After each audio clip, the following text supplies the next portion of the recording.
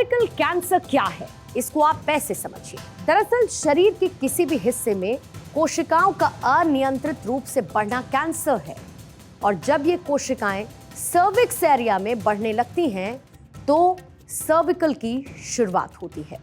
Cervix area यानी कि गर्भाशय का ऊपरी हिस्सा, और इसे गर्भाशय ग्रीवा भी कहते हैं।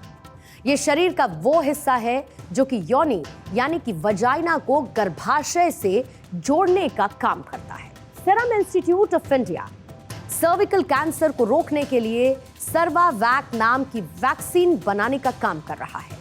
ये वैक्सीन HPV के चारों वेरिएंट्स 16, 18, 6 और 11 से इम्यूनिटी देगा, और इस वैक्सीन की कीमत 200 से 400 रुपए प्रति डोज होगी। अभी मार्केट में जो वैक्सीन मौजूद है उसकी कीमत बहुत ज्यादा है। अगर उसके एवरेज की मैं बात करूं तो करीब 3000 से 5000 रुपए पर डोज, और शायद इतनी महंगी वैक्सीन लगवाना हर किसी के लिए मुमकिन नहीं। और इसीलिए जब बाजार में सस्ती वैक्सीन, लो कॉस्ट वैक्सीन आएगी तो कई महिलाओं को इस खतरे से बचाया जा सकता है। सर्विकल कैंसर के खतरे को अगर आप आंकड़ों के जरिए समझना चाहते हैं तो इसको ध्यान से सुनिएगा। 15 साल और उससे ज्यादा उम्र की 51 करोड़ लड़कियों को सर्विकल कैंसर का खतरा है। 1,23,907 महिलाओं को हर साल सर्विकल कैंसर होता है। 77,348 महिलाओं को हर साल सर्विकल कैंसर से उनकी मौत हो जाती है, और भारत में महिलाओं को होने वाले कैंसर में सर्विकल कैंसर का हिस्सा 29% का है। महिलाओं के स्वास्थ्य को लेकर समाज, परिवार और यहाँ तक कि खुद महिलाओं में भी सजगता का बहुत ज्यादा अभाव है। आप अपने आसपास लड़कियों के बीच ये एक्सपेरिमेंट करके देख लीजिए। उनसे आप ये सवाल पूछिए कि सर्विकल कैंसर क्या होता है। उनसे आप पूछिए पैप स्मीयर टेस्ट क्या होता है।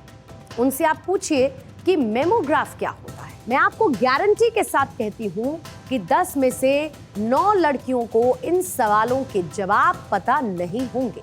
जब उन्हें ज्ञान ही नहीं होगा, नॉलेज ही नहीं होगी, तो वो सावधानी कैसे बरतेंगे? और इसी अज्ञानता के कारण लड़कियां रेगुलर कैंसर स्क्रीनिंग नहीं करवाती हैं। शुरुआती लक्षणों को, सिम्टम्स को इग्नोर करती हैं, और जब तक पता चलता है तब तक बहुत देर हो चुकी होती है। अब पीएम मोदी ने एक बार फिर से इस मुद्दे पर चर्चा छेड़ ही दी है, तो इसी के सहारे आप भी सबसे पहले तो अपनी बॉडी को, अपने शरीर को समझिए। पीरियड्स, प्रेगनेंसी, कॉन्ट्रासेप्शन और इसके साइंस को समझिए। अपने शरीर पर ध्यान दीजिए, और अगर किसी भी तरीके का बदलाव, कोई सिम्टम्स आपको है तो इसको बिल्कुल भी इग्नोर मत करिए।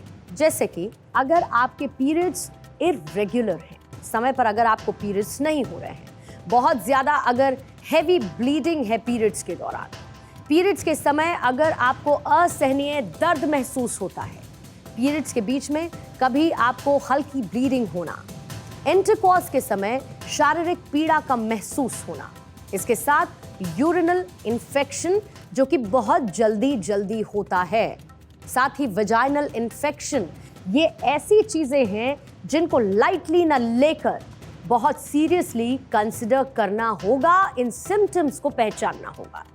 आपको ये ध्यान रहे कि शरीर में जब भी कोई विकार पैदा होता है, यानी कि कोई गड़बड़ी होती है, तो शरीर हमेशा उसके संकेत देता है।